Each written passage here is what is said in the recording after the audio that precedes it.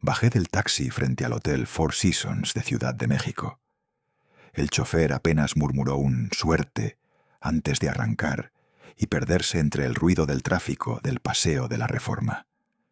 Frente a mí, el hotel brillaba con todas sus luces, como un templo moderno hecho de cristal y mármol.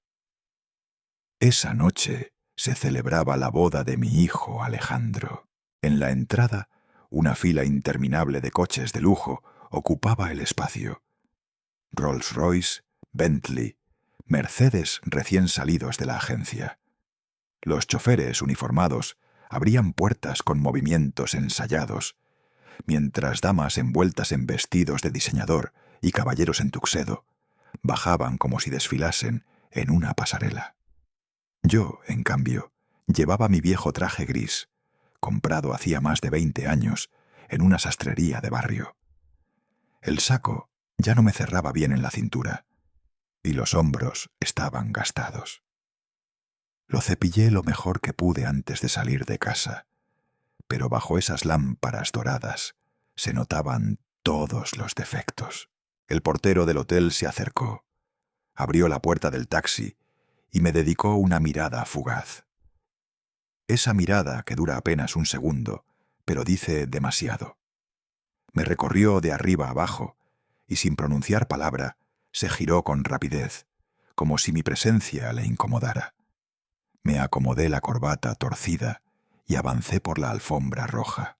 Los fotógrafos esperaban la llegada de la novia y del cortejo. Sus flashes iluminaban a los invitados que posaban sonrientes. Cuando pasé entre ellos, algunos levantaron la ceja, otros apenas me miraron con curiosidad. Nadie se detuvo a tomarme una foto, claro está. Para ellos yo era un extraño, quizás un proveedor, alguien fuera de lugar en ese mundo brillante. Entré al vestíbulo y un aroma penetrante a rosas blancas mezclado con champaña recién servido me golpeó de lleno. El sonido de un cuarteto de cuerdas llenaba el aire con un vals, mientras los invitados subían la gran escalera hacia el salón principal. El mármol pulido reflejaba las lámparas de araña. Me acerqué a la mesa de recepción. Una joven con uniforme negro y sonrisa ensayada me pidió el nombre. Esteban Ramírez, dije con voz baja. Ella buscó en la lista, tardó unos segundos, después asintió. Su sonrisa no cambió, pero sus ojos sí. Una chispa de incomodidad apareció en ellos. Me extendió una tarjeta rígida con mi número de mesa y añadió un «que disfrute la velada», que sonó vacío. Con la tarjeta en mano, caminé hacia el salón. Era un espectáculo. Mesas redondas cubiertas con manteles blancos, copas de cristal reluciente, candelabros encendidos. Cada silla estaba adornada con lazos dorados. Los meseros iban y venían con bandejas de canapés diminutos que apenas se veían en medio de tanta porcelana. Avancé entre la multitud. Escuché algunas risas ahogadas cuando pasé junto a un grupo de jóvenes con trajes impecables. Me miraron de arriba abajo y se hicieron comentarios al oído, riendo entre ellos. Fingí no escuchar. Entonces lo vi, mi hijo Alejandro. Estaba guapísimo, vestido con un tuxedo negro a la medida, el moño perfectamente colocado, el cabello peinado con gel. Caminaba con seguridad, aunque sus ojos mostraban nervios. Al verme, sonrió de forma forzada y vino hacia mí. «Papá», me dijo, abrazándome breve, casi con prisa.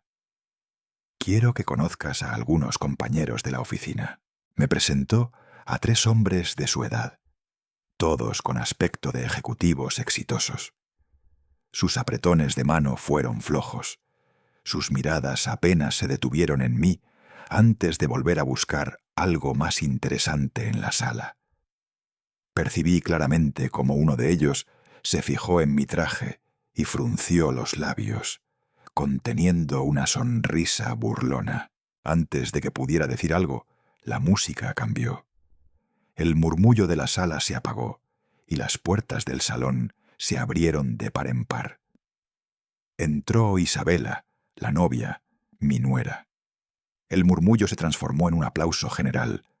Caminaba radiante, envuelta en un vestido blanco con incrustaciones de cristal que brillaban bajo la luz de los focos. Su peinado recogido dejaba caer mechones perfectamente calculados sobre el rostro. Todos los ojos estaban puestos en ella. La ceremonia fue breve, llena de frases ensayadas, sonrisas congeladas y promesas vacías.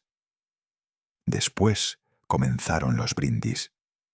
La orquesta cambió a salsa suave.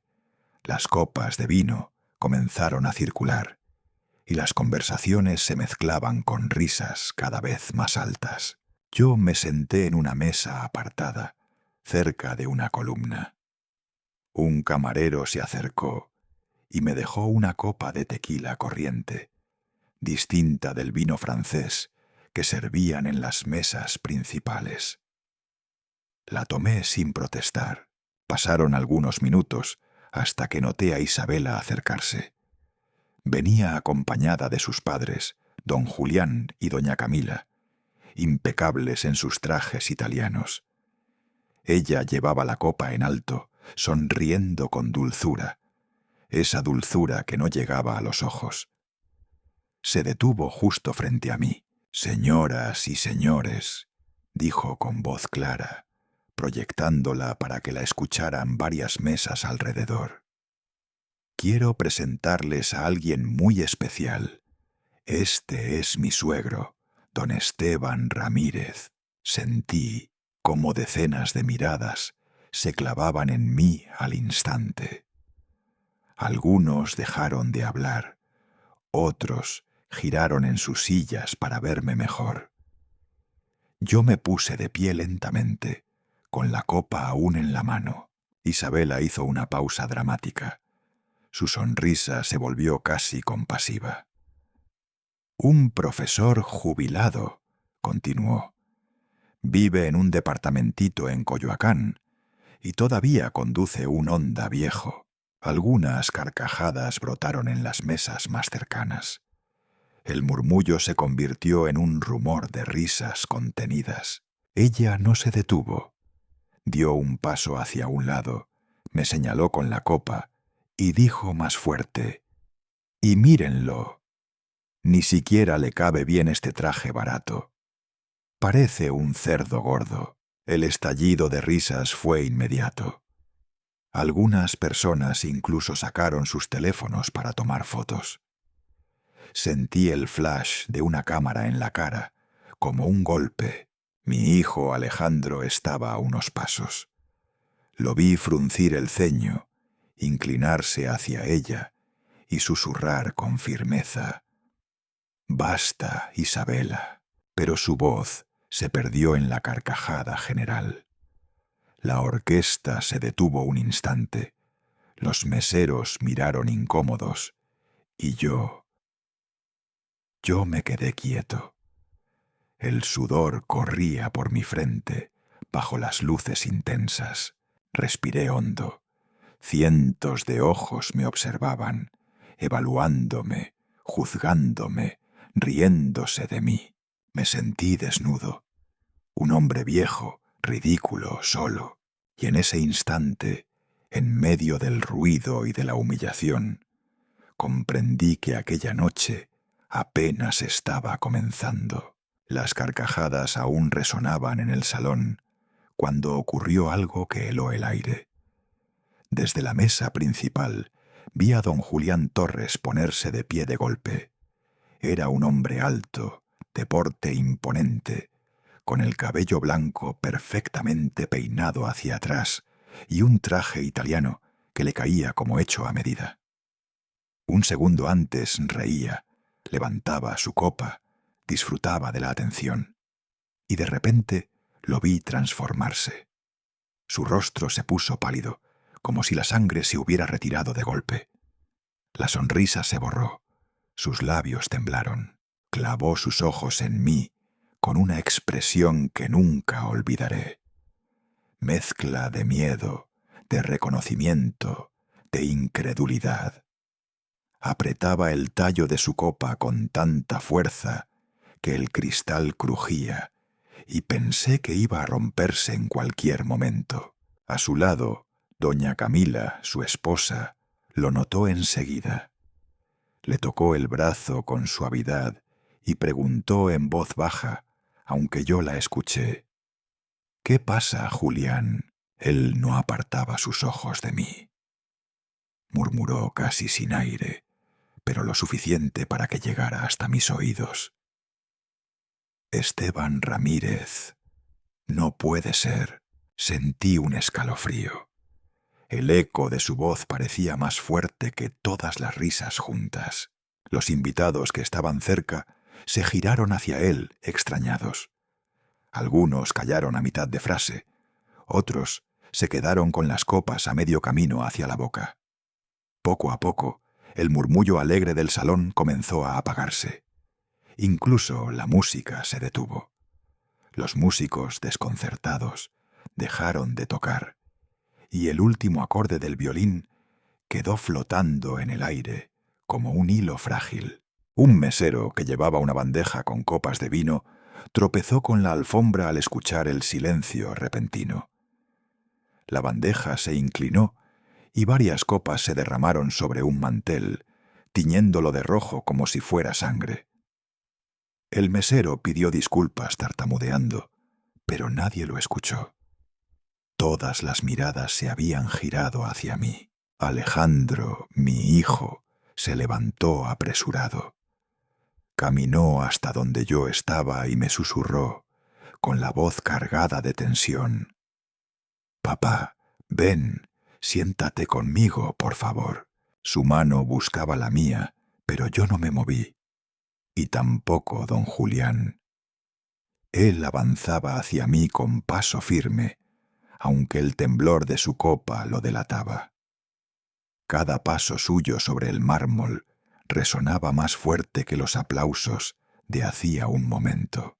«Esteban Ramírez», repitió, y esta vez su voz se alzó. Las risas que aún quedaban se apagaron por completo. El silencio era absoluto. Escuché incluso el sonido metálico de un cuchillo y un tenedor que cayeron de la mesa contigua. El tintineo rebotó en las paredes altas del salón como un eco extraño. Don Julián dio un paso más, ya casi frente a mí. Su rostro, antes altivo, estaba desencajado. «¿Doctor E.R.?»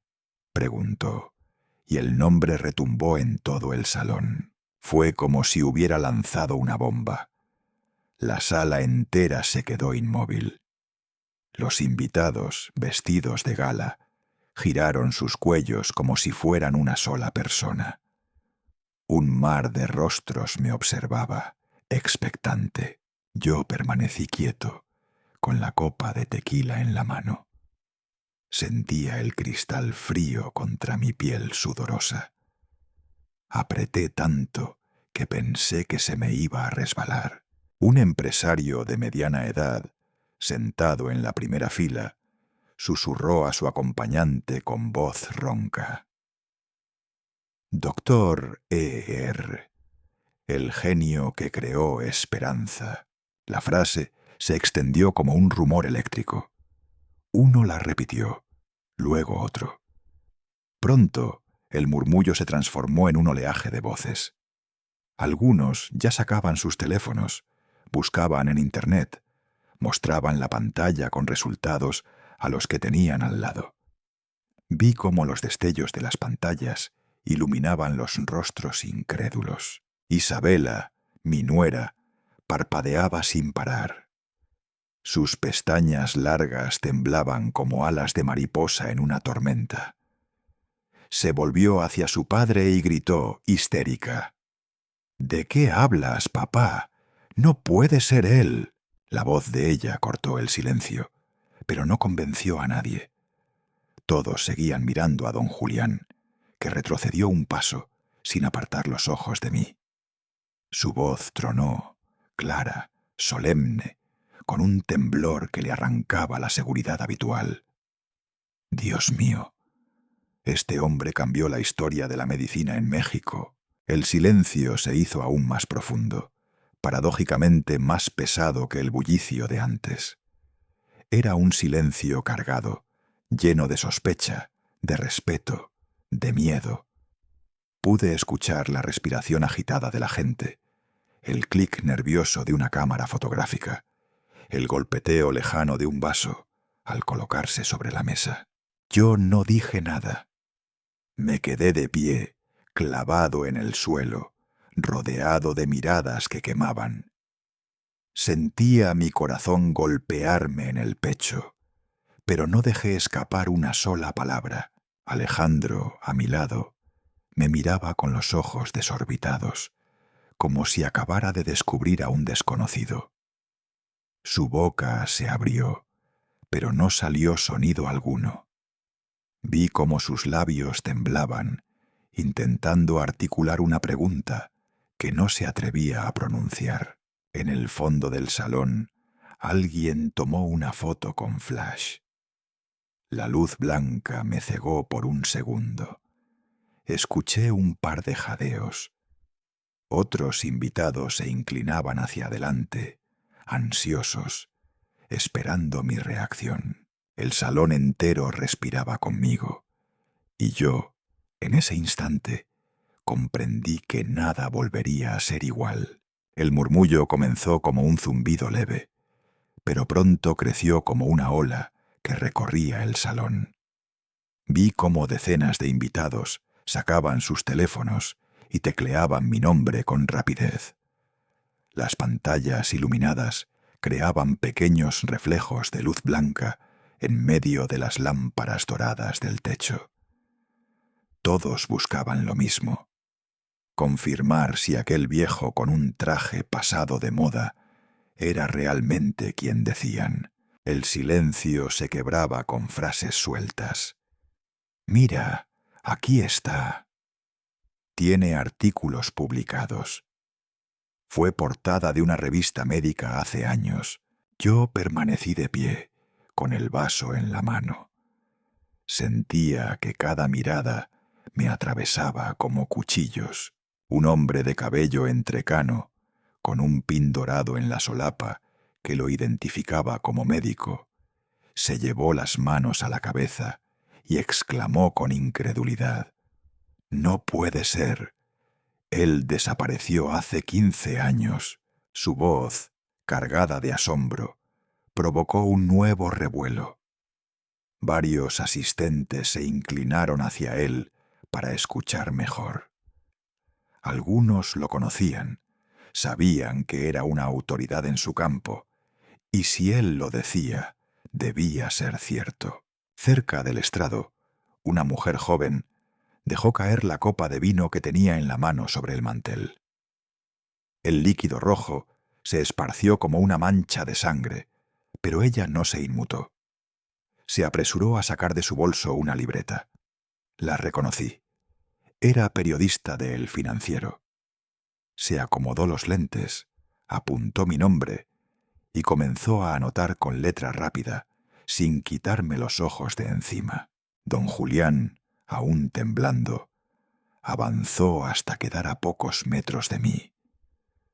Su voz se alzó para que todos escucharan. Este hombre creó esperanza, el medicamento que salvó millones de vidas. Un murmullo de incredulidad sacudió el salón. Vi cómo algunas cabezas asentían lentamente, como si de pronto recordaran haber leído mi apellido en algún artículo médico, en alguna noticia antigua. Los políticos, los médicos, los empresarios allí reunidos comenzaron a juntar las piezas. Isabela, mi nuera, intentó sonreír, pero sus labios temblaban y su maquillaje no podía ocultar el miedo en sus ojos. Forzó una risa nerviosa y balbuceó: «No, no puede ser. Él vive en un departamento viejo. No tiene nada. Es imposible. Quiso sonar convincente, pero su voz carecía de fuerza. Nadie la escuchaba ya. Entonces, un hombre alto de gafas, con el distintivo de la UNAM, se levantó de su silla. Señaló hacia mí con el dedo y con voz firme declaró: «Claro que sí. Yo estuve en una conferencia en Monterrey hace años. Su investigación fue citada como ejemplo. Él es el verdadero Dr. E.R. El sonido de las sillas arrastrándose inundó la sala. Muchos invitados se pusieron de pie al mismo tiempo para ver mejor. El ambiente era como un tribunal donde todos esperaban un veredicto. En ese momento, una pareja de mediana edad se levantó entre lágrimas. La mujer, con un pañuelo en la mano, abrazó a su esposo y susurró con emoción: «Mi hermana está viva gracias a Esperanza». Esas palabras golpearon el aire como un testimonio irrefutable. Varios invitados que aún dudaban comenzaron a mirarme con otros ojos. Aquellos que minutos antes se reían de mí, ahora tenían el rostro iluminado por la sorpresa y hasta el respeto. Mi hijo Alejandro retrocedió un paso. Lo miré y noté que sus manos temblaban, que las apretaba con fuerza contra su pantalón para disimular. Sus labios se movían, pero no salía sonido. La incredulidad en su rostro era un espejo de mi propio dolor. Yo seguía sin pronunciar palabra. No me defendí, no confirmé nada. Solo observaba. La sala giraba como un torbellino a mi alrededor. El ruido de voces, el chisporroteo de los flashes, los celulares grabando.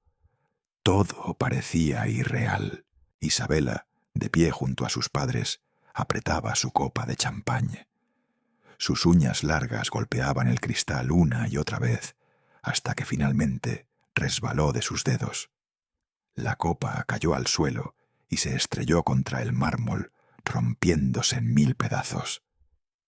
El líquido burbujeante se extendió por el piso, espumoso, como una herida abierta que no dejaba de sangrar. El estallido del cristal se escuchó en todo el salón. Fue como un disparo. La gente contuvo la respiración. El eco del vidrio rompiéndose marcó un antes y un después en esa noche. Yo no moví un músculo. El corazón me latía con fuerza, pero mantuve la calma. Dejé que aquel sonido sellara la escena. Era el final de la burla, el fin de la máscara. En mi interior sentí algo extraño. No orgullo, no venganza, sino una especie de alivio amargo. Porque aunque el mundo entero me miraba con otros ojos, el hombre que yo era, ese viejo ridiculizado, seguía allí, de pie, soportando el peso de todas esas miradas. Y comprendí, en medio de aquel caos, que mi secreto ya no me pertenecía. El estallido del cristal aún resonaba en mis oídos cuando un silencio espeso cayó sobre el salón. Era un silencio extraño, casi físico, que se podía sentir en la piel. Nadie se atrevía a moverse, nadie sabía qué hacer. Los músicos permanecían inmóviles. El violinista tenía el arco suspendido en el aire. La cuerda todavía vibraba débilmente, como un susurro ahogado. El pianista mantenía los dedos en las teclas, pero no presionaba ninguna, y el contrabajista respiraba con dificultad, como si temiera romper la quietud. Un mesero, desesperado por cumplir con su tarea, se inclinó para limpiar el charco de champán derramado. Sus manos temblaban tanto que el pañuelo blanco se le resbaló y cayó al suelo. El ruido seco del paño, al golpear el mármol, fue tan audible que varios invitados se sobresaltaron. De pronto, las voces comenzaron a surgir, primero como murmullos tímidos, luego como cuchicheos más audibles. Dicen que vive en Coyoacán, escondido. Nadie sabía dónde estaba. Debe de estar ganando cientos de millones al año. Cada frase me atravesaba como una aguja. La multitud se debatía entre la curiosidad, la incredulidad y la codicia. Vi cómo Isabela retrocedía. Su vestido blanco se enganchó en un rincón de la alfombra y casi pierde el equilibrio. Sus tacones golpearon el suelo torpemente. El gesto de seguridad con el que horas antes había desfilado hacia el altar había desaparecido. Ahora era solo una mujer asustada, atrapada en una mentira que se desmoronaba. A su lado, doña Camila se cubrió la boca con ambas manos. Sus ojos se abrieron como platos y apenas logró murmurar con un hilo de voz: «Virgen Santa». Don Julián, en cambio, se transformó. Su palidez inicial se tiñó de rojo. El sudor en su frente brillaba bajo las luces, y sus ojos se llenaron de un brillo calculador, frío. Dio un paso hacia mí, alzó la barbilla y extendió la mano como si quisiera borrar de un gesto toda la tensión previa.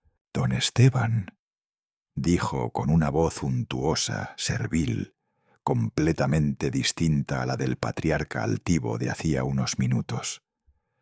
«Es un honor tenerlo en nuestra familia». Sentí la sala contener el aliento. Su gesto era observado por todos, y yo sabía que cualquier movimiento mío sería interpretado como una declaración. Lo miré fijo. Su mano, firme pero sudorosa, quedó suspendida en el aire. Yo no la tomé. Dejé que permaneciera allí, colgando, mientras el silencio se volvía insoportable. Ese simple rechazo, esa negativa a estrecharle la mano, fue como una descarga eléctrica que recorrió el salón.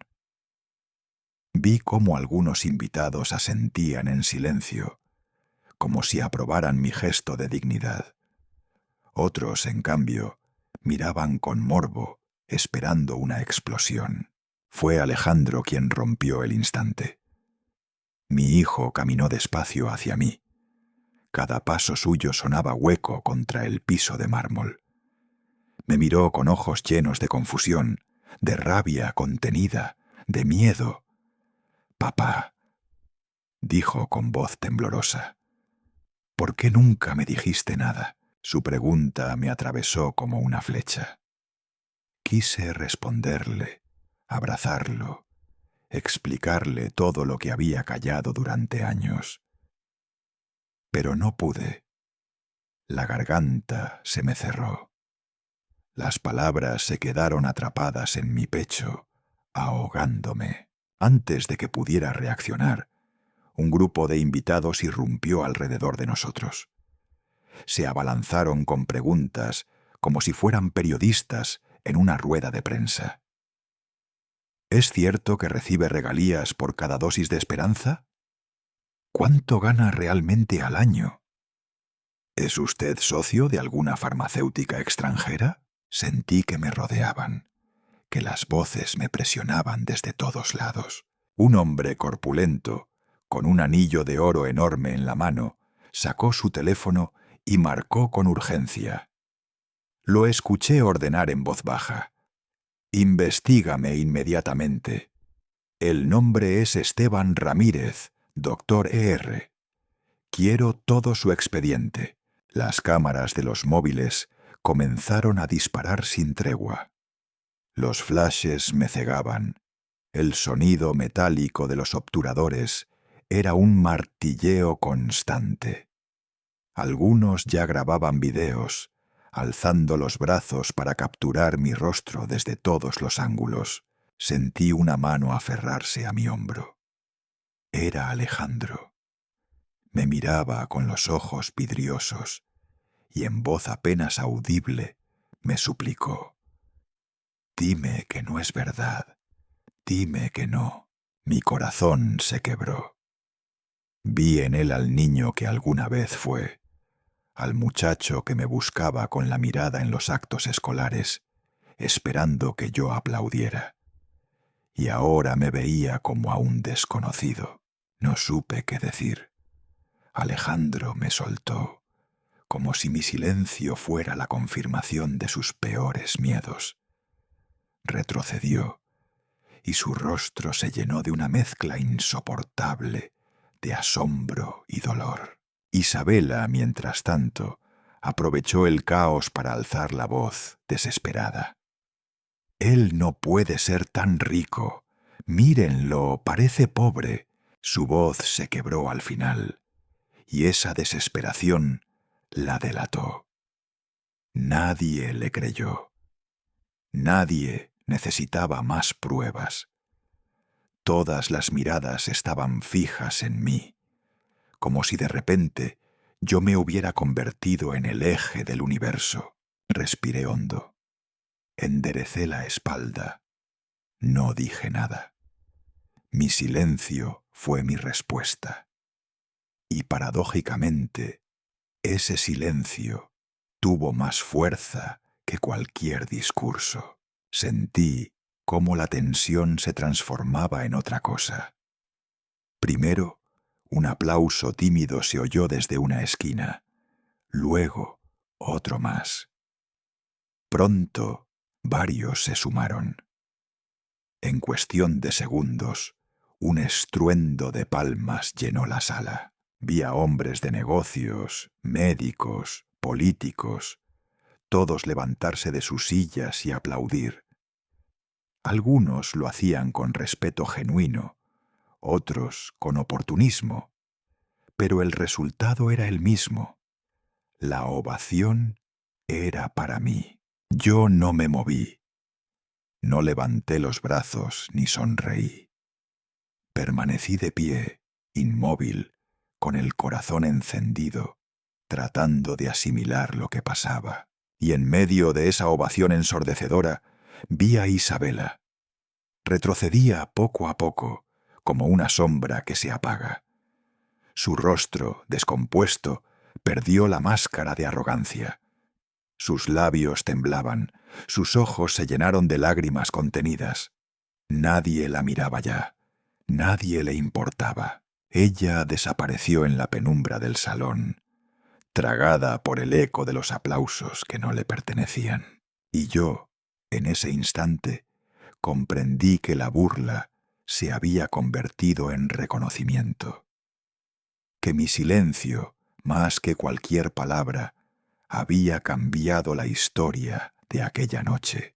Salí del hotel sin despedirme de nadie. No tenía fuerzas para soportar más miradas, ni las de curiosidad, ni las de compasión disfrazada. Afuera, el aire de la Ciudad de México estaba denso, cargado del humo de los autos y de una humedad que se pegaba a la piel. Levanté la mano y un taxi se detuvo enseguida. Subí en silencio, cerré la puerta y observé cómo el hotel, con sus luces doradas y su entrada llena de lujo, se alejaba por la ventanilla. El taxi avanzó por Reforma, iluminada con neones y anuncios electrónicos. Vi pasar bares repletos, puestos de tacos abiertos hasta la madrugada, parejas caminando bajo la llovizna. La ciudad seguía viva, indiferente a lo que acababa de ocurrir en aquel salón. Yo me recargué en el asiento y cerré los ojos, tratando de calmar el corazón. Al llegar a Coyoacán, el aire era distinto. Las calles empedradas estaban casi vacías. Solo algún perro callejero husmeando entre los botes de basura y el eco lejano de un organillero. Pagué al taxista, bajé y me quedé un momento mirando mi viejo edificio. Una fachada desgastada por los años, ventanas pequeñas y una puerta que chirriaba al abrirse. Ese era mi refugio, mi verdadera vida, tan alejada de los reflectores, de esa élite hipócrita. Dormí poco esa noche. Me despertaba con el recuerdo de las risas, de las preguntas sin responder de Alejandro, de la copa rompiéndose en el suelo. A la mañana siguiente, los periódicos ya estaban en los puestos de la esquina. Caminé hasta uno de ellos y lo primero que vi fue mi rostro en la portada de El Universal. Una foto borrosa, yo de pie, con el traje arrugado y la mirada perdida. El titular decía: «El genio perdido, el Dr. E.R. en la boda del año». Lo compré con manos temblorosas. Apenas caminé unos metros más, otro voceador gritaba los titulares de televisión: «Dr. E.R. reaparece tras 15 años de silencio. Millones en regalías, misterio en Coyoacán». Me sentí como un insecto bajo la lupa. Durante el resto del día, los canales de noticias mencionaron mi nombre una y otra vez. Mostraban archivos antiguos, fotos mías con bata blanca en laboratorios, entrevistas olvidadas. Algunos especulaban sobre mi fortuna, otros sobre mi desaparición. Nadie se preguntaba cómo me sentía yo en medio de ese torbellino. Al tercer día empecé a notar cosas extrañas. Una camioneta negra, con vidrios polarizados, se estacionaba frente a mi edificio cada noche. No se movía hasta el amanecer. Una vez salí a tirar la basura y juraría que alguien dentro bajó un poco la ventanilla para observarme. Una antigua secretaria, que todavía guardaba contacto conmigo, me llamó alarmada. «Doctor, vinieron a preguntarme por usted. Querían saber si tenía copias de sus investigaciones antiguas, si aún conservaba acceso a ciertos archivos». No quise decir nada, pero me dio miedo. Ese mismo día, el administrador del edificio se me acercó en el pasillo. Era un hombre sencillo, acostumbrado a cobrar la renta y nada más, pero se veía inquieto. «Don Esteban», me dijo, «ayer vinieron dos señores bien vestidos. Dijeron que eran del banco, pero preguntaban demasiado. Querían saber a qué hora sale usted, con quién se reúne». Yo no les respondí nada, pero mejor tenga cuidado. La inquietud se instaló en mi pecho como una piedra. Sabía perfectamente de dónde venía esa presión. Alejandro vino a verme poco después. Su rostro aún mostraba el cansancio de la boda y la vergüenza pública. Sus ojos estaban rojos, como si no hubiera dormido en días. «Papá», dijo apenas cerró la puerta, «necesito entender. ¿Todo lo que dijeron es cierto? ¿De verdad fuiste tú?». Lo miré con ternura y dolor. No estaba listo para darle todas las respuestas. «Hijo, llegará el momento en que sabrás todo, pero no ahora». Alejandro apretó los puños frustrado. Caminó de un lado a otro de mi sala estrecha. «Isabela dice que exageran, que si realmente fueras quien dicen, vivirías en otra parte, tendrías otra vida». «Papá, dime algo». Guardé silencio. Su mirada buscaba certezas, pero yo solo le ofrecí calma. Finalmente, se marchó con un portazo suave, cargado de rabia contenida. Esa misma tarde, por pura casualidad, la vi. Iba caminando por Avenida Reforma, y frente a una torre de oficinas apareció Isabela. Estaba impecable, con un traje de sastre beige y tacones brillantes. Caminaba flanqueada por dos hombres con portafolios. Sus rostros eran serios, sus gestos rápidos. Entraron juntos a un despacho de abogados. Me detuve bajo la marquesina de un café y la observé. Ella sonreía, segura, como si el escándalo de la boda nunca hubiera existido. Supe entonces que no iba a quedarse quieta. Esa noche llamé a un viejo contacto, un detective privado de confianza. Nos encontramos en un pequeño bar de San Ángel. Era un hombre discreto, de voz grave. Le expliqué lo que pasaba y lo que necesitaba. Vigilancia, información, pruebas. Pasaron los días y finalmente me llamó. Nos vimos en una banca de un parque, lejos de miradas indiscretas. Me entregó un sobre grueso con fotografías y anotaciones. «Los Torres ya se movieron», me dijo. «Contactaron a una agencia de investigación privada, de las más caras. Están husmeando en bancos, registros de propiedades, todo lo que puedan encontrar sobre usted. Quieren demostrar que depende económicamente de su hijo Alejandro». Abrí el sobre. Allí estaban las fotos de reuniones nocturnas en la mansión de Lomas de Chapultepec. Caras conocidas, abogados, contadores. Isabela presente en todas, tomando notas, sonriendo, satisfecha. «Quieren armar un caso para vincular su fortuna con ellos», añadió el detective. «Si lo logran, podrían reclamar derechos sobre sus bienes, incluso sobre sus patentes». Guardé el sobre en mi chaqueta, sintiendo un peso mucho mayor que el del papel. Una semana después, hojeando un periódico económico en un café, encontré una nota pequeña, casi escondida. «Inmobiliarias Torres busca expandir hacia el sector farmacéutico». Me reí para mis adentros, pero era una risa amarga. Lo vi claro como el agua. Ya habían dado el primer paso de su plan. Yo, mientras tanto, opté por el silencio. No enfrenté a nadie, no hablé con Alejandro ni con la prensa. Solo observaba, pero dentro de mí algo era innegable.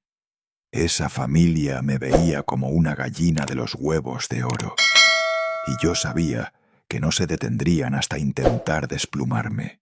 Aquella mañana la lluvia caía sin descanso sobre Coyoacán. El cielo estaba gris, los charcos se acumulaban en la calle empedrada, y el sonido del agua golpeando las ventanas de mi departamento era como un tambor constante. Fue entonces cuando sonó el teléfono. Al otro lado, la voz de Alejandro, apagada, nerviosa. «Papá, Isabela quiere hablar contigo. Dice que es importante». Me quedé en silencio unos segundos. Sabía que esa cita no traería nada bueno. Aún así, acepté. «Está bien, hijo. Que vengan a la casa». Colgué y me quedé mirando el reloj de pared. Eran apenas las 9, pero el día ya parecía agotado. Encendí la cafetera, puse a hervir agua y traté de ordenar mis pensamientos. Cuando tocaron a la puerta, supe de inmediato que se habían preparado para un acto calculado. Isabela fue la primera en entrar. Llevaba un traje de sastre color crema, perfectamente entallado. Su maquillaje estaba impecable, ni rastro del desorden que mostró el día de la boda. Caminaba con seguridad, como si mi casa humilde fuera una sala de juntas. En una mano cargaba un portafolio de piel, grueso, lleno de documentos. Alejandro entró detrás, con el cabello desordenado y la corbata mal anudada. Sus ojos evitaban los míos. Tenía la expresión de un hombre atrapado entre dos fuegos. «Pasen, siéntense», les dije, señalando la mesa de madera vieja en la sala. Coloqué delante de ellos una jarra de café recién hecho y 3 tazas desportilladas, con el borde gastado. Quise que vieran el contraste entre mi mundo y el de ellos. Isabela no perdió tiempo. Abrió el portafolio, sacó un manojo de papeles y lo deslizó hacia mí con una sonrisa ensayada. «Don Esteban, lo que pasó en la boda fue un malentendido. La prensa exagera. Lo importante ahora es pensar en el futuro de la familia. Tomó uno de los documentos y con la uña perfectamente pintada lo señaló. Aquí está la propuesta. Un fideicomiso familiar. Alejandro se inclinó hacia mí, con voz temblorosa. Papá, tal vez sea una buena idea. Lo miré de reojo. Sabía que sus palabras eran más miedo que convicción. Levanté el primer papel. Leí con calma. Decía claramente que yo sería el fundador, pero las decisiones mayores estarían sujetas a la firma conjunta de Alejandro e Isabela como cofideicomisarios. Era, en otras palabras, un arrebato elegante de mi control. Isabela empezó a hablar con un tono suave, casi maternal, pero cada palabra era una presión disfrazada. No es justo que un hombre tan mayor maneje tanto dinero solo. Si los medios descubren que vive en un departamentito viejo, afectará la reputación de todos. Con nuestro apoyo, usted puede descansar, disfrutar de su vida. Nosotros nos encargamos de las inversiones. Cada frase era como un clavo. Yo no respondía. Solo observaba sus manos finas pasar las páginas, sus ojos brillar con esa mezcla de ambición y seguridad. Mientras tanto, noté a Alejandro. Tenía una mano debajo de la mesa, cerrada en un puño. Su dedo índice golpeaba rítmicamente contra la madera de la silla. Era un gesto que hacía desde niño cuando estaba nervioso. Afuera, la lluvia golpeaba con fuerza el cristal. El sonido de un claxon lejano y el motor de un camión se colaban por la ventana entreabierta. El contraste entre el bullicio de la ciudad y el silencio pesado dentro de mi sala era asfixiante. Dejé el documento a un lado y, sin prisa, serví café en las tazas. El vapor se elevó entre nosotros como un velo. Tomé un sorbo y recién entonces hablé. ¿Y qué pasaría si no acepto? Isabela sonrió, ladeó la cabeza y negó con suavidad, como si hablara con un niño testarudo. No se preocupe, don Esteban. Todo está pensado para su bien y el de sus futuros nietos. Sentí un nudo en el estómago. Alejandro giró la cabeza hacia ella, sorprendido. ¿Qué quieres decir con eso, Isabela? El silencio se hizo más pesado. Ella no respondió de inmediato. Solo acarició su vientre de manera calculada, dejando que el gesto hablara por sí solo. Alejandro la miraba incrédulo. Yo me quedé quieto, observando la escena. No necesitaba decir nada. Sabía que aquella conversación era apenas el inicio de un juego más oscuro. La lluvia afuera golpeaba con más fuerza. El café en mi taza se enfriaba y en mi interior la certeza crecía.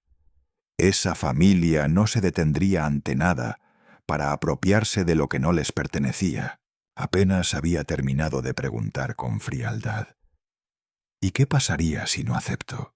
Isabela me sostuvo la mirada. Sus ojos brillaron como si hubiera estado esperando exactamente ese momento. Sonrió lentamente, segura de sí misma, y con un gesto calculado colocó la mano sobre su vientre. «Estoy embarazada del hijo de Alejandro», dijo con voz clara, casi solemne, como si acabara de anunciar una verdad sagrada. El tiempo pareció detenerse. Alejandro, que estaba sentado a mi lado, reaccionó como si un rayo lo hubiera atravesado.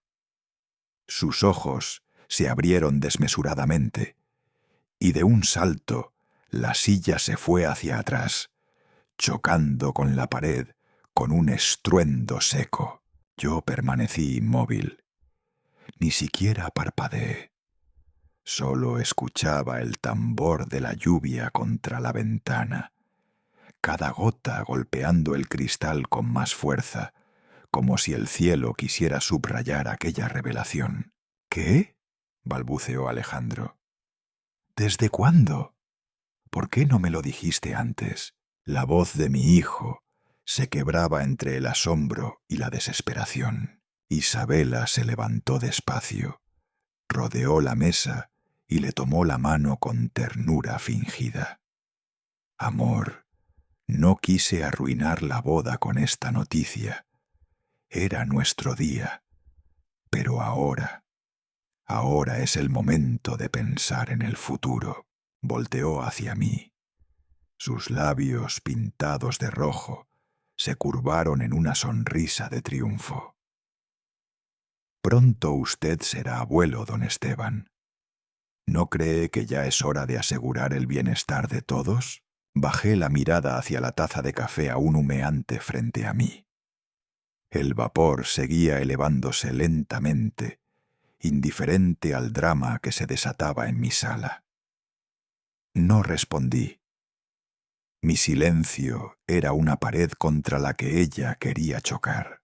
Alejandro se soltó de su mano y comenzó a caminar por el cuarto. Se llevaba las dos manos a la cabeza, enredaba los dedos en su cabello, respiraba agitadamente. No puede ser. ¿Un hijo? ¿Un hijo ahora? El sonido de sus pasos sobre la madera retumbaba en el espacio pequeño de la sala. Y de pronto, como si el mundo quisiera recordarnos que la vida cotidiana sigue su curso incluso en medio del caos, se escuchó desde la calle la voz de un vendedor ambulante. Tamales oaxaqueños, calientitos, tamales de mole y de rajas. El pregón entró por la ventana entreabierta, chocando con la tensión que nos rodeaba. Era una ironía cruel, la normalidad afuera, la tormenta adentro. Isabela, aprovechando la confusión de Alejandro, sacó otro fajo de papeles de su portafolio. Los extendió sobre la mesa con movimientos teatrales. Aquí está el plan. Fondo educativo para nuestros futuros hijos, seguro médico, vivienda en las lomas. Todo está pensado. Empujó los papeles hacia mí con la palma abierta. Esto es por ellos, por nuestra sangre, añadió, recalcando cada palabra. Alejandro se detuvo, miró los documentos y luego me miró a mí. Su rostro era un mapa de contradicciones, sorpresa, miedo, esperanza, pero también duda. No sabía en quién confiar. Yo lo observé en silencio.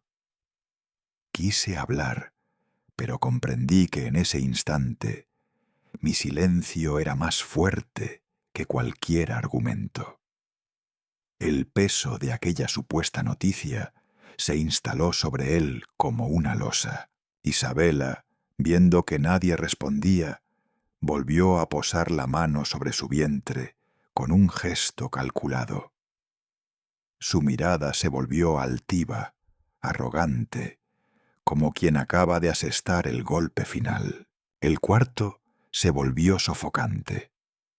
El café ya estaba frío, la lluvia no cedía, y en el aire solo flotaba una certeza amarga.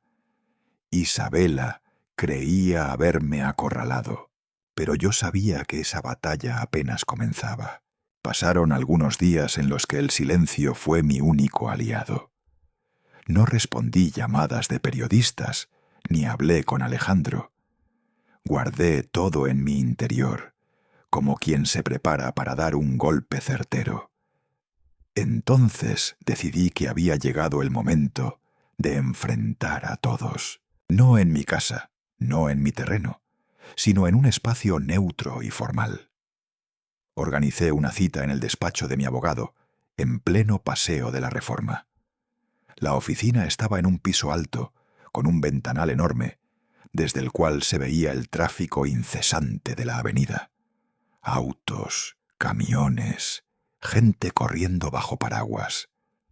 La vida seguía allá afuera, pero dentro de esas paredes iba a definirse algo mucho más grande. Llegaron puntuales. Primero Alejandro, con el rostro cansado, los hombros caídos. Tras él, Isabela, impecable, con un vestido entallado y el mismo gesto calculado que ya conocía demasiado bien. Llevaba una mano sobre el vientre, como si quisiera recordarnos a todos la supuesta existencia de esa vida en camino. Detrás entraron don Julián y doña Camila, ambos con semblantes tensos. Nos sentamos alrededor de la mesa de madera larga y brillante. Sobre ella coloqué una carpeta gruesa. El silencio inicial era denso, solo interrumpido por el zumbido lejano del aire acondicionado. Don Julián fue el primero en hablar, con voz engolada, cargada de autoridad. Es claro que la familia necesita una estructura. No podemos dejar todo en manos de un solo hombre, por muy genio que sea. Asentí levemente, como si aceptara su premisa. Luego puse la mano sobre la carpeta y respondí: tienen razón. La familia necesita claridad. Permítanme mostrarles algo. Alejandro me miró con el ceño fruncido. «Papá, ¿qué es esto?» Abrí la carpeta y mostré la primera serie de documentos. Extractos bancarios, registros de empresas fantasma, contratos firmados con nombres falsos. En la portada de uno de los documentos, en letras apenas visibles, se leía: Torres Consulting. Clavé mis ojos en Isabela. ¿Te suena este nombre? Por un instante se le heló la expresión. Sus pupilas se dilataron, sus labios se separaron apenas. Pero se recompuso enseguida y levantó el mentón con una mueca de desdén. No sé de qué habla. Pasé la página sin contestar. Coloqué sobre la mesa facturas infladas, acuerdos de asesoría firmados con su rúbrica. Entonces, ¿esto tampoco te dice nada? Don Julián se inclinó hacia adelante, los ojos abiertos de par en par. ¿Qué significa todo esto? No respondí. Saqué un sobre con fotografías tomadas en Polanco. Isabela entrando en un restaurante exclusivo, reunida con hombres trajeados, todos inclinados sobre documentos. Junto a las fotos, una transcripción de una grabación en la que se escuchaba claramente su voz, hablando de códigos relacionados con ensayos clínicos. Alejandro se llevó una mano a la boca. Isabela, ¿es cierto? ¿Vendiste información? Ella se levantó bruscamente, golpeando la mesa con la palma. Eso es mentira, fabricado. Golpeó los papeles como si quisiera borrarlos. Yo la interrumpí con un tono firme, sin levantar la voz, pero con una claridad que no dejaba espacio a dudas. No, son pruebas recogidas con autorización judicial. La Fiscalía ya las tiene en sus manos.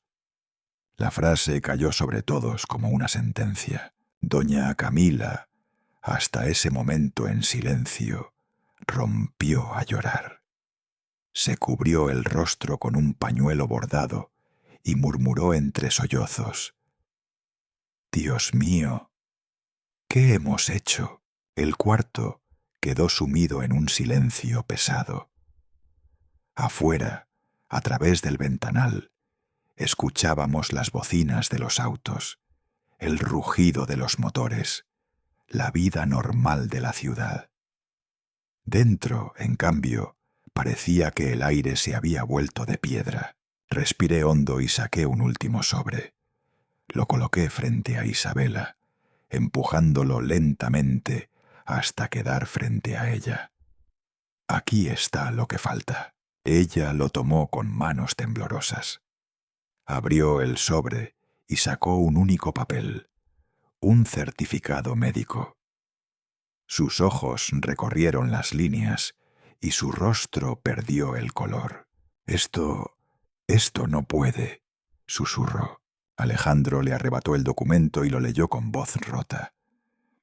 Prueba de laboratorio, ausencia de embarazo. Se dejó caer en la silla. El golpe hizo que ésta se tambaleara. Cubrió su rostro con ambas manos y se inclinó sobre la mesa, como si el peso de todo lo que había creído se le viniera encima de golpe. Isabela, de pie, estaba paralizada. Sus labios temblaban, su maquillaje comenzaba a correrse con el sudor, y en sus ojos ya no quedaba ni rastro de triunfo. «Tú», dijo Alejandro entre sollozos mirando a su esposa. «¿Cómo pudiste?» No hubo respuesta, solo silencio y respiraciones entrecortadas. Yo los observé a todos, uno por uno. Don Julián, petrificado. Doña Camila, llorando sin consuelo. Alejandro, derrumbado. E Isabela, pálida como una estatua de sal. Cerré la carpeta con calma.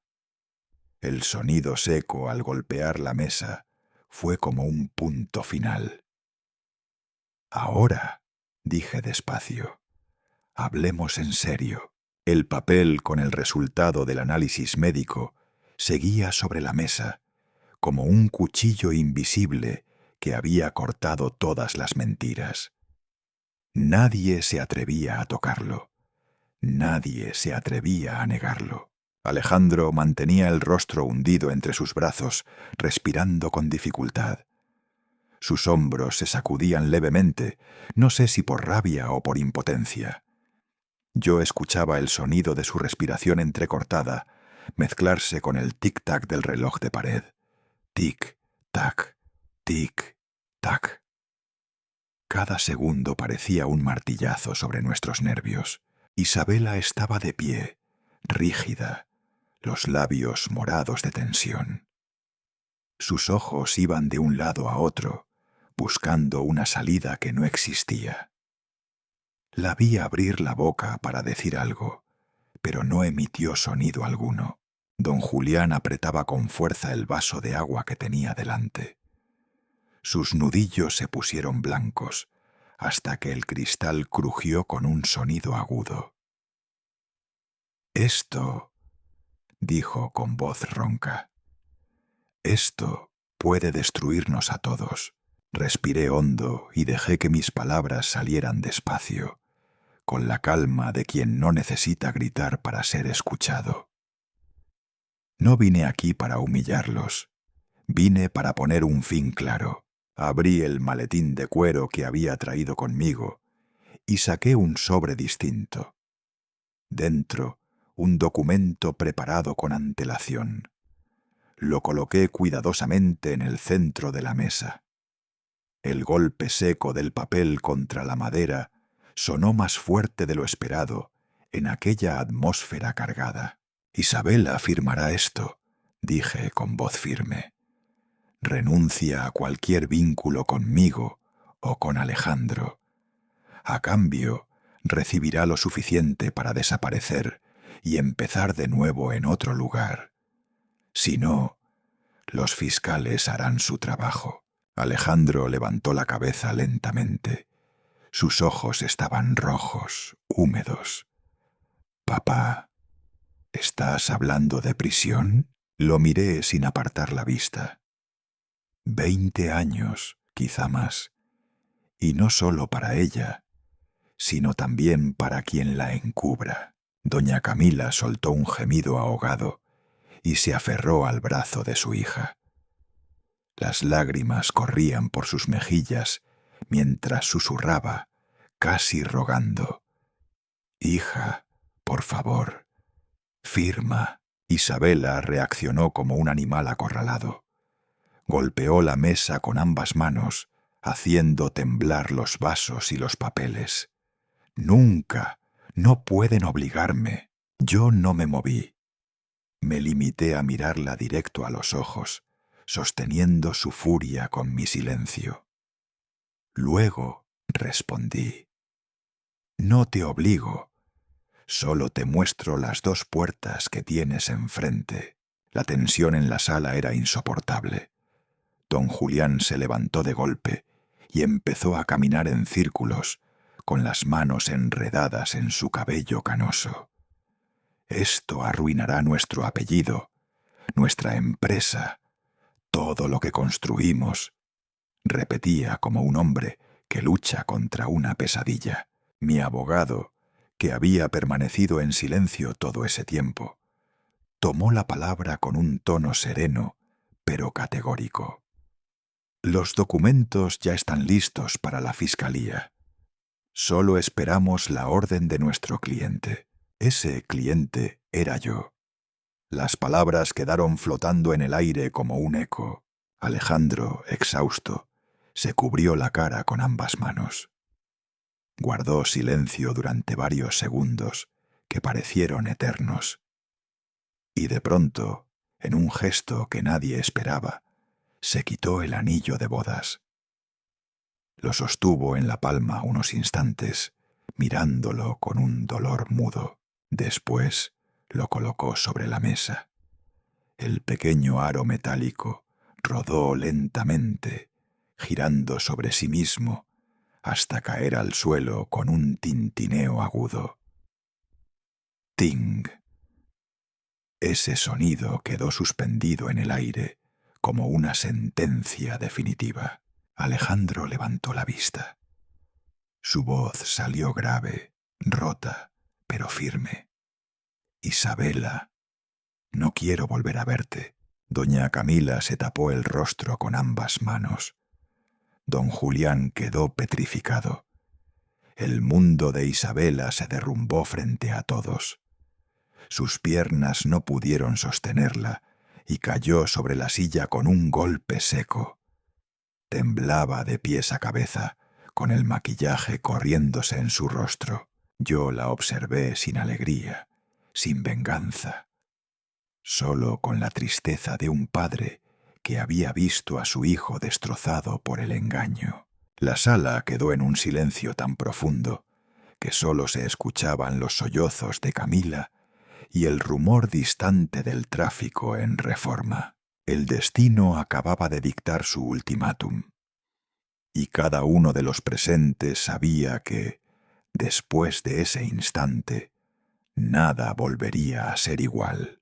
Pasaron los meses, y como siempre ocurre en esta ciudad, las noticias cambiaron de rumbo. Los periódicos dejaron de mencionar el escándalo de la boda, y los nombres de Isabela y de los Torres se desvanecieron de los titulares, reemplazados por otros escándalos financieros y políticas de moda. Yo sabía que la memoria de la sociedad es breve. Lo que hoy parece inolvidable, mañana no es más que una nota al pie. Mientras tanto, mi vida volvió poco a poco a su cauce. Regresé a la rutina sencilla de Coyoacán. Cada mañana salía a caminar por la plaza central, donde los vendedores abrían sus puestos de flores y los músicos callejeros afinaban sus guitarras. Compraba siempre un café de olla en el mismo puesto, un vaso de barro humeante con canela que me calentaba las manos. Saludaba a los vecinos, algunos todavía incrédulos de que aquel anciano silencioso apareciera en las portadas meses atrás. Alejandro tardó en recuperarse. Durante semanas lo vi caminar como un hombre roto, con la mirada fija en el suelo, cargando la vergüenza de un matrimonio que había terminado en ruinas. Yo no lo presioné. Lo dejé sanar a su ritmo, porque sabía que la herida más grande no era la humillación pública, sino la traición íntima. Una noche, durante una cena modesta en mi departamento, arroz, frijoles y tortillas recién calentadas, Alejandro me miró en silencio durante unos segundos. Sus ojos ya no estaban tan apagados. Entonces sonrió débilmente y dijo: «Papá, quiero presentarte a alguien». No pregunté nada. Asentí con serenidad y esperé. Unos días después, nos reunimos en un café cercano a la UNAM. Era un local pequeño, con paredes cubiertas de libros y un aroma a pan dulce recién horneado. Allí la conocí, Mariana López, una mujer joven, maestra de primaria. Vestía un sencillo vestido azul claro, el cabello recogido en una coleta baja, y tenía esa mirada que transmite paz antes incluso de pronunciar palabra. «Un honor conocer al padre de Alejandro», dijo mientras me estrechaba la mano con firmeza y dulzura. Durante la charla, Mariana habló con entusiasmo de sus alumnos. Contó la historia de un niño humilde que destacaba en matemáticas, de cómo vendía dulces en la calle, pero no faltaba nunca a clases. Sus ojos brillaban con cada palabra. Vi en ella una autenticidad que jamás había visto en Isabela. No había ambición disfrazada, ni cálculo frío. Solo amor por lo que hacía y por quienes la rodeaban. Alejandro, sentado a su lado, sonreía de una manera que no le veía desde hacía mucho tiempo. Esa sonrisa, libre de peso, era para mí la confirmación de que, por fin, estaba comenzando a sanar. Con el tiempo, esa relación se fue afianzando. Los domingos se convirtieron en nuestro ritual. Alejandro y Mariana venían a mi casa y compartíamos una comida sencilla, casi siempre un pozole humeante, con rábanos frescos y orégano, acompañado de unas cervezas frías. La sala, antes silenciosa, se llenaba de risas, de conversaciones ligeras, de música improvisada. A veces poníamos un disco viejo de boleros y cantábamos juntos, desafinados pero felices. En paralelo, comencé a usar mi patrimonio como siempre había querido. Cumplí con el deseo que mi difunta esposa me había susurrado en vida: usar lo que teníamos para servir a los demás. Fundé la Fundación Esperanza, dedicada a apoyar la investigación contra el cáncer. Establecí becas para jóvenes de la UNAM, hijos de familias que, como yo en mi juventud, apenas podían pagar los estudios. También doné equipos médicos a hospitales públicos, en silencio, sin cámaras ni discursos. Solo quería que sirvieran, que marcaran una diferencia. Un día recibí una carta de una estudiante becada. Me agradecía porque, gracias a esa ayuda, sería la primera de su familia en graduarse. Esa carta, escrita con letra torpe pero sincera, me emocionó más que cualquier reconocimiento científico. Las noches en Coyoacán se volvieron más tranquilas. A veces me sentaba en el balcón de mi departamento con un libro en la mano y una radio vieja que reproducía boleros. Desde allí observaba la vida fluir, los niños corriendo, los vendedores de elotes, los turistas sacando fotos. Pero lo que más me llenaba era mirar hacia adentro, hacia mi propia casa. Una tarde en particular, mientras el sol se ponía y teñía el cielo de naranja, vi a Alejandro y Mariana en la cocina. Estaban lavando los platos juntos, uno enjuagaba y el otro secaba, mientras tarareaban una canción que sonaba en la radio. Reían, se daban empujoncitos, compartían miradas cómplices. Sentí una calma profunda. Esa escena doméstica, tan simple, era la imagen más perfecta de la felicidad que podía imaginar.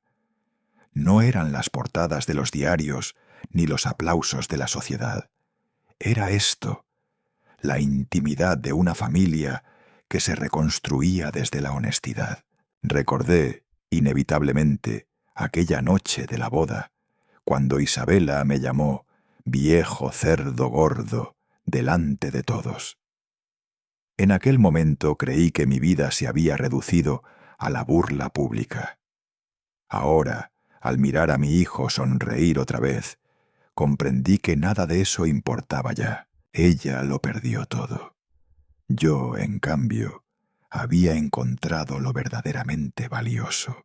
Apoyé la espalda en la silla, cerré los ojos y pensé: la verdadera riqueza no está en el dinero. Está en tener personas que te aman por quien eres, no por lo que tienes.